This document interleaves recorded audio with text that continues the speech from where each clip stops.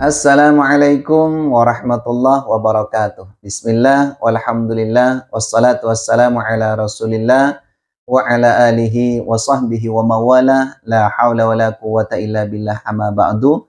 Bapak Ibu para ikhwatal iman hafidhakumullah, seringkali muncul pertanyaan dari beberapa calon jemaah umrah, dari beberapa calon jemaah haji, terkait dengan pelaksanaan ibadah selama di dua tanah suci Mekah Madinah.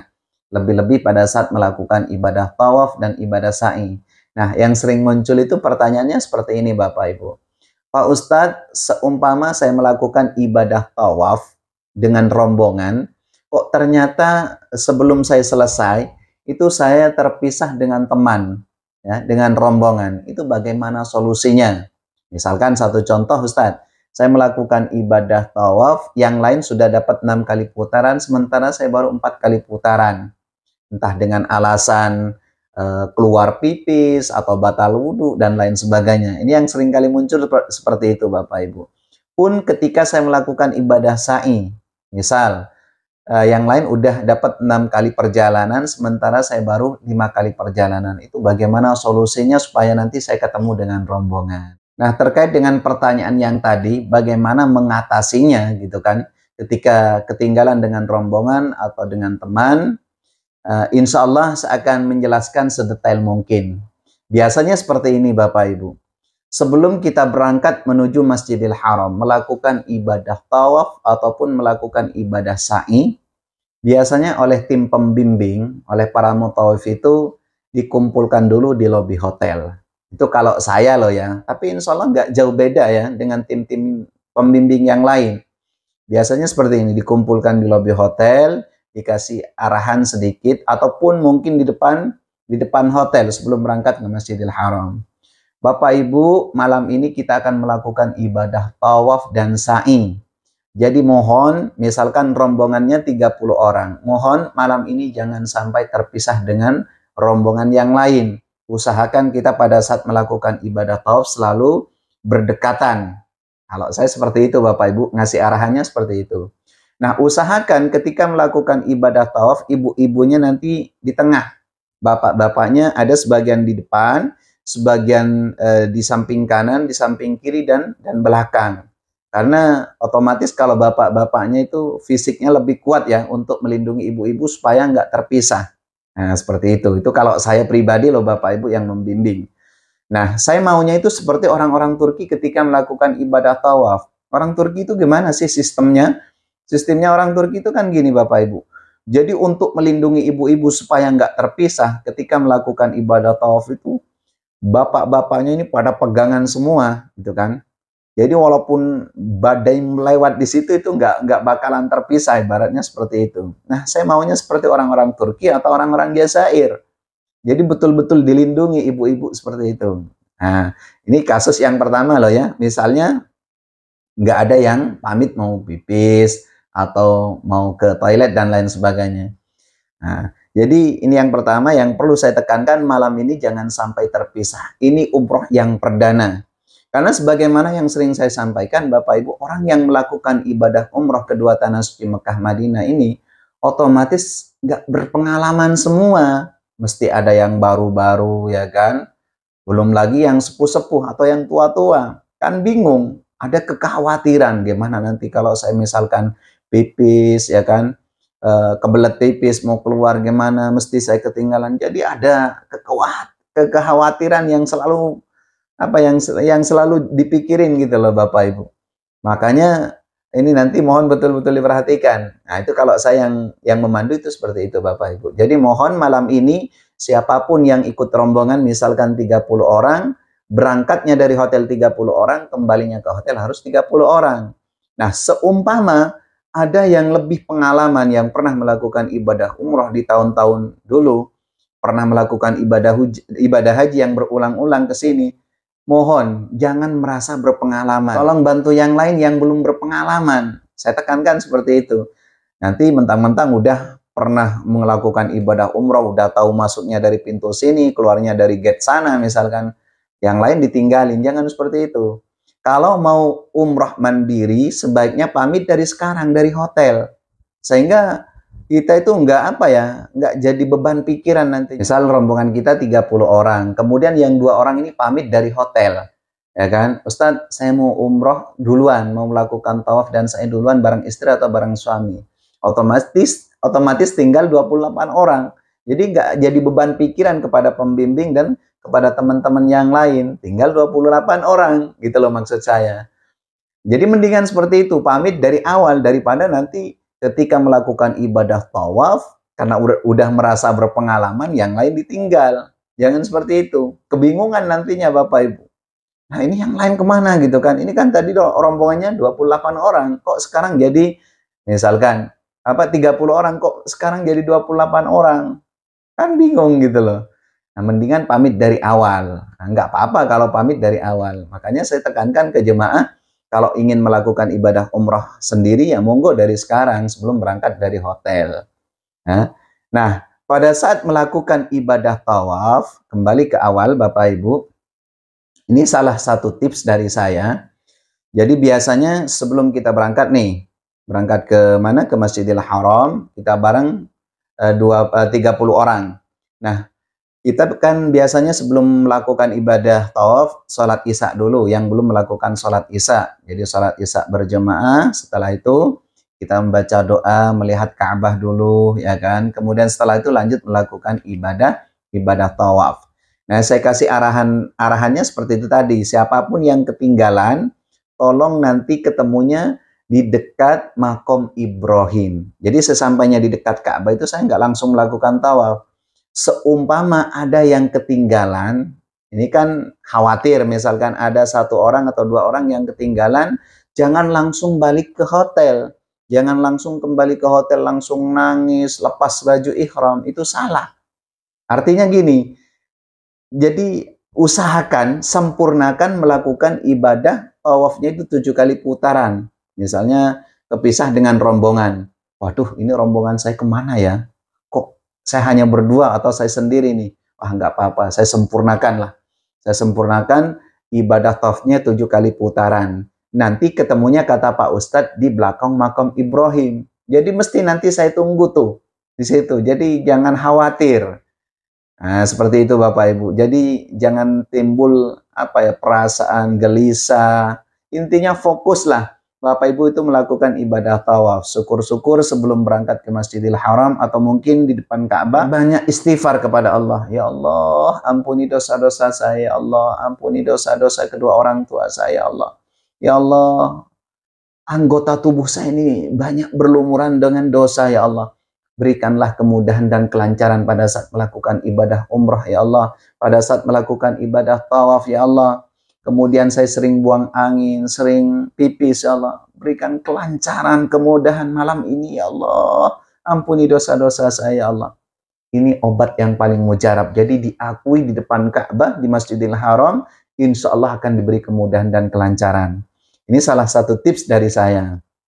Kemudian, tips yang kedua, Bapak Ibu, yaitu tadi, jangan sampai terlepas dari rombongan. Kalau anggotanya 30 orang, ya kita paling tidak peganglah sama yang lain gitu kan, sama teman-teman yang lain, atau mungkin kain ihramnya dipegang atau apa gitu kan.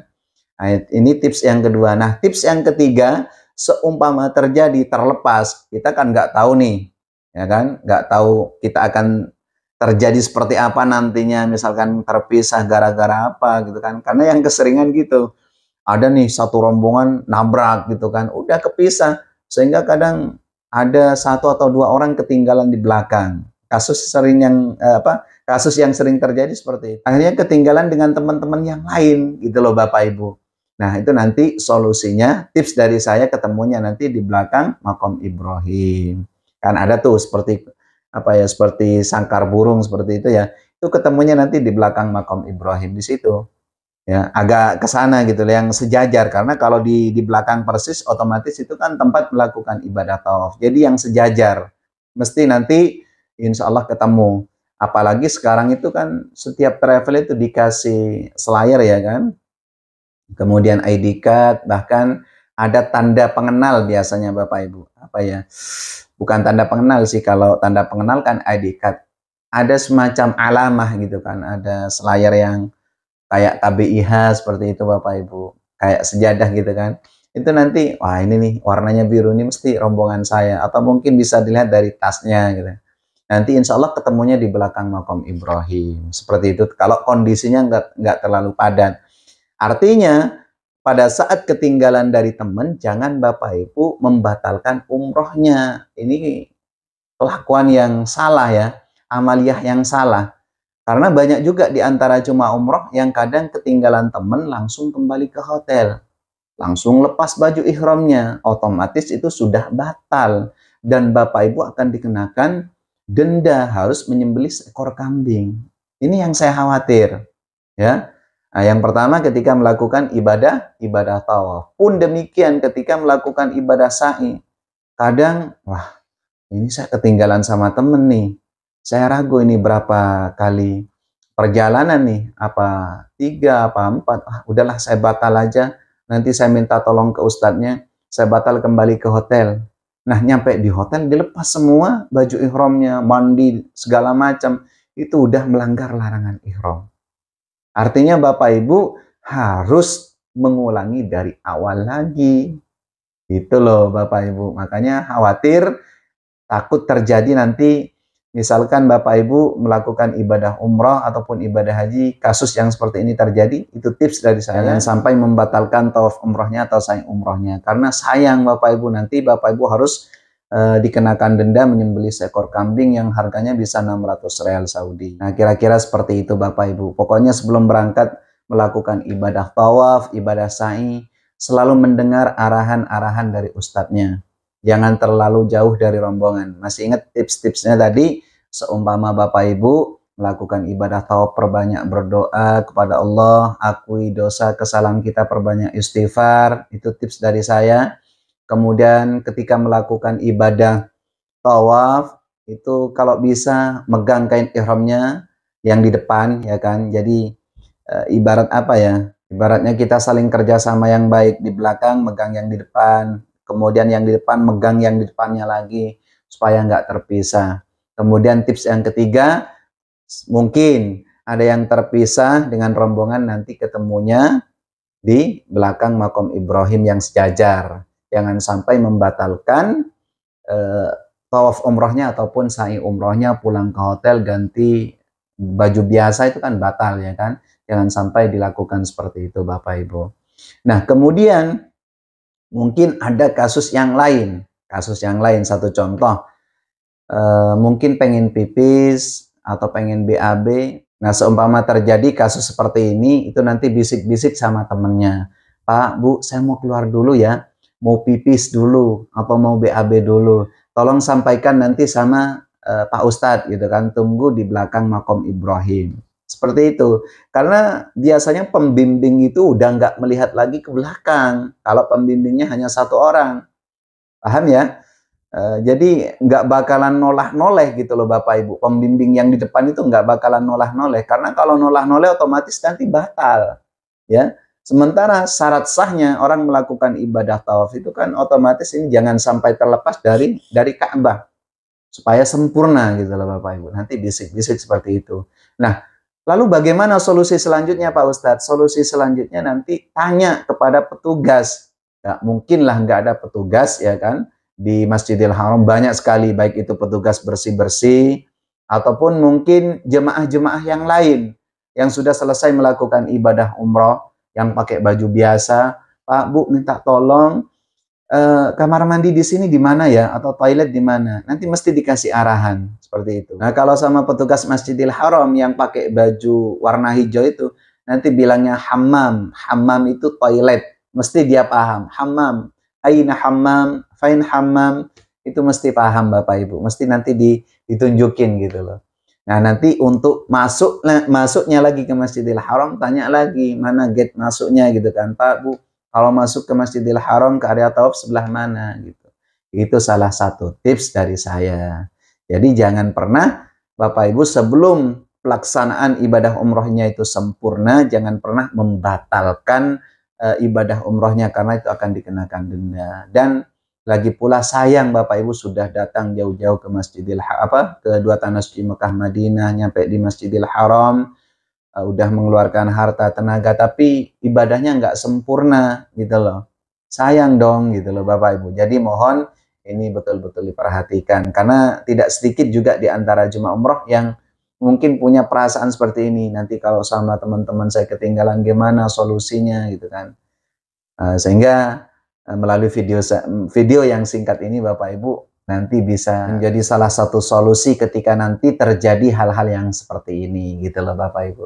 Jadi ini saja mungkin yang perlu saya sampaikan. Mudah-mudahan yang sudah punya niatan melakukan ibadah umroh ataupun ibadah haji kedua tanah suci Mekah Madinah, semua diberi kemudahan, kelancaran, diampuni dosa-dosanya oleh Allah, ditutupi aib-aibnya.